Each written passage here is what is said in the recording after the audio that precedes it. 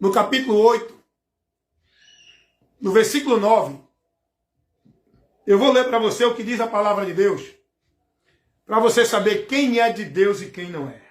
Romanos capítulo 8, versículo 9. A palavra de Deus vai dizer assim: vós, porém, não estáis na carne, mas no Espírito.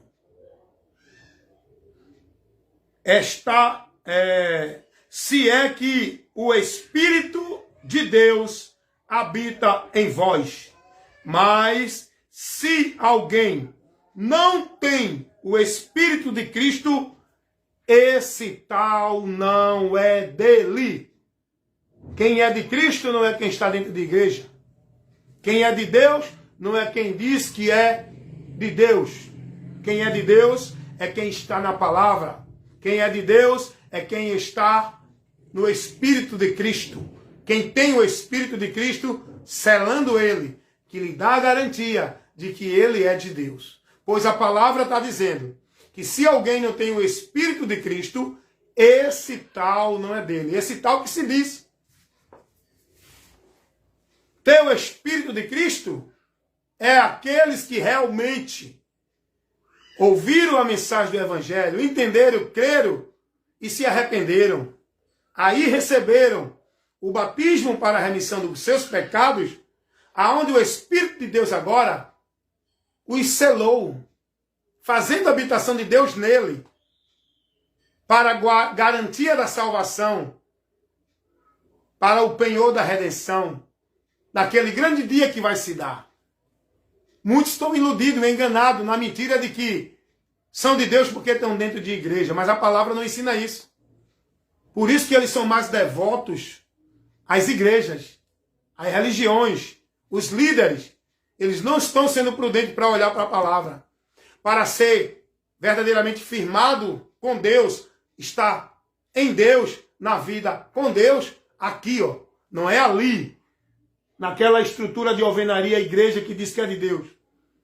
O lugar para a gente estar firme na vida com Deus é aqui. O lugar para encontrar a Deus é aqui. O lugar para ser cheio de Deus é aqui. O lugar para ter comunhão com Deus é aqui. A palavra. Não é ambiente, nem ritual, nem culto algum.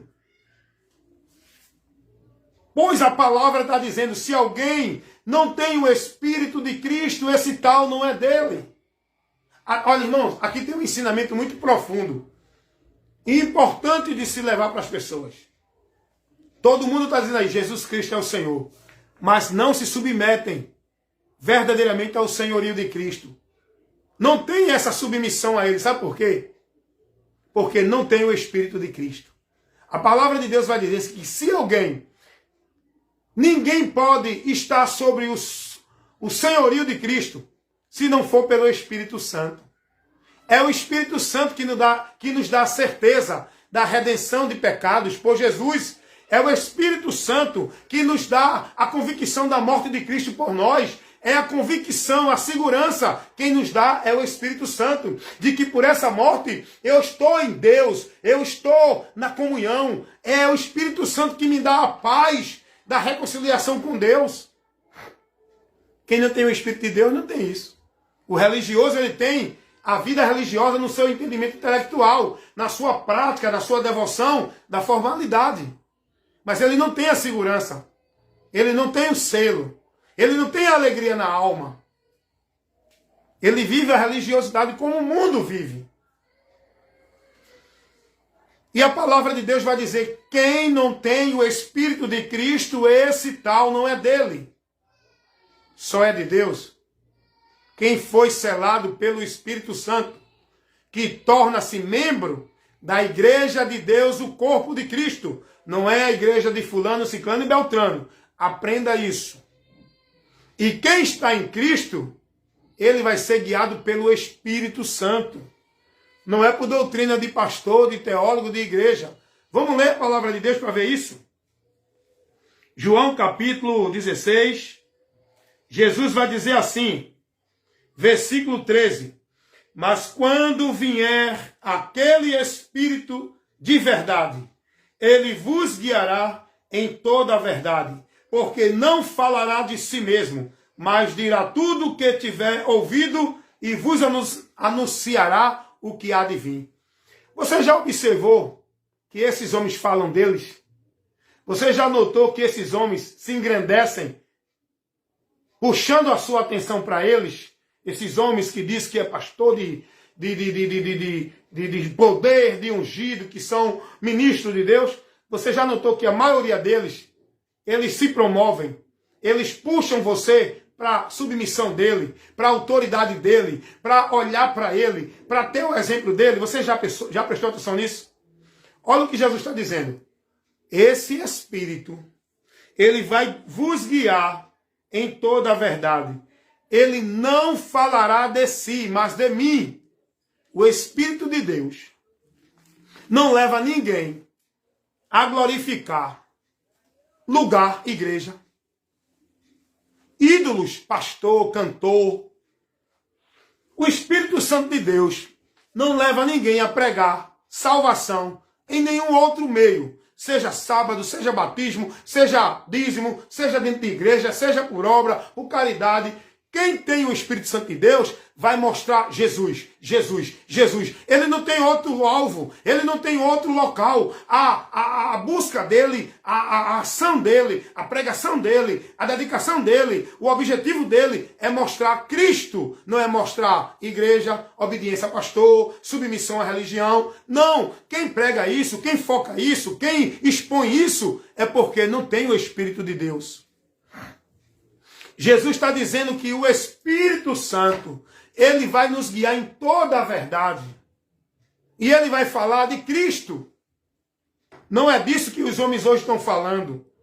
As pregações, os ensinamentos dentro das igrejas. O que o povo tem sido formado no entendimento. O povo não está aprendendo de Cristo, irmão. O povo está aprendendo usos e costumes. O povo está aprendendo a ser devoto. São coagidos, são pressionados a estar sendo devoto, praticante, e amar, servir igreja. Como eu vi um pastor dizendo, você tem que servir a igreja. Está entendendo isso? Logo aí eu digo, pronto. É mais um aí que está trabalhando contra o reino de Deus. Porque o Espírito de Deus não vai orientar ninguém a servir igreja de homem algum, ministério nenhum. O Espírito de Deus vai nos levar a ser servo de Cristo, a servir a Cristo, estar sobre o senhorio, submissão a Cristo. A igreja que nós temos que servir não é instituição de homem algum. Somos nós, os irmãos, amar uns aos outros, servir uns aos outros. Não é servir sistema religioso de ninguém, instituição de ninguém. É servir os irmãos nas suas necessidades. Era isso que a igreja de Cristo fazia. Os irmãos não davam dízimo para encher cofre de igreja. Os irmãos faziam contribuição voluntária para socorrer os demais necessitados. Viúva, estrangeiro, os que não tinham condições. Os irmãos na igreja de Cristo não foram orientados a dar dízimo dentro da igreja. Eles levavam nas reuniões que eles congregavam em vários lugares, eles levavam a contribuição voluntária, não era obrigatória, não era uma ordenança legal, não era 10%, era contribuição, como cada um poderia dar, conforme pudesse, tivesse a disponibilidade para doar, para dar, para ajudar os outros irmãos. Não era dízimo todo mês, não era oferta todo dia de culto, toda hora, culto de manhã, culto de tarde, culto segunda, culto terça, quarta, quinta, sexta, sábado, é culto todo dia tem oferta, todo dia tem dinheiro, todo dia pede dinheiro, todo dia pede contribuição. Isso é uma adoração ao Deus Mamon que esses homens têm. Esses homens estão servindo a Mamon, porque o objetivo dele é o dinheiro, ele serve ao dinheiro. Chegou o irmão para mim e disse assim, irmão Hélio, como é que a igreja vai viver sem dízimo? Eu digo, qual igreja? Se você estiver falando da igreja do teu pastor, aí sim, tem que ter o teu 10%, senão o teu pastor não mantém aquilo ali para prender você lá dentro. E não tem a ostentação dele. Agora, quando você fala de igreja se referindo à igreja de Cristo, a igreja de Cristo nunca precisou de dízimo. Dízimo não foi uma ordenança para a igreja. A igreja de Cristo, ela não tinha tanta prosperidade como tem hoje, mas os irmãos não tinham necessidade, porque cada um era socorrido com a necessidade pelo socorro dos irmãos, que contribuía para ajudar os irmãos. Hoje, as igrejas grandiosas, cheias de porcelanato, cheias de resplendor, igrejas bonitas, bem formadas, e os irmãos, muitos passando necessidade, porque vocês estão contribuindo, não é para a obra de Deus, é para a obra do homem. Vocês estão fazendo prosperar, é os homens que estão levando vocês a ser negócio deles. A igreja de Cristo não tinha templos grandiosos, não. Não tinha cadeiras esplêndidas para sentar.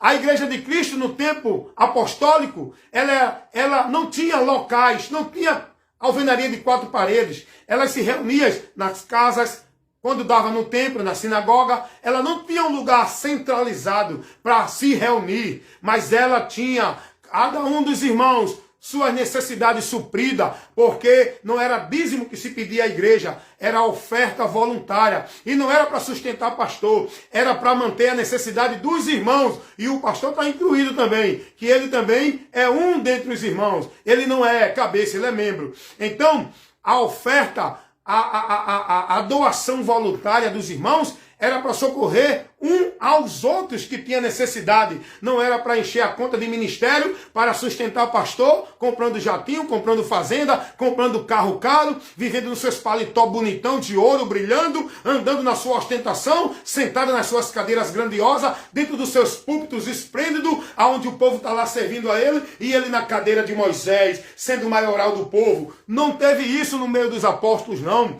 Os apóstolos não viviam e nunca pregaram, nunca pediram, nunca orientaram essa doutrina para a igreja do Senhor, pedindo dízimo 10%.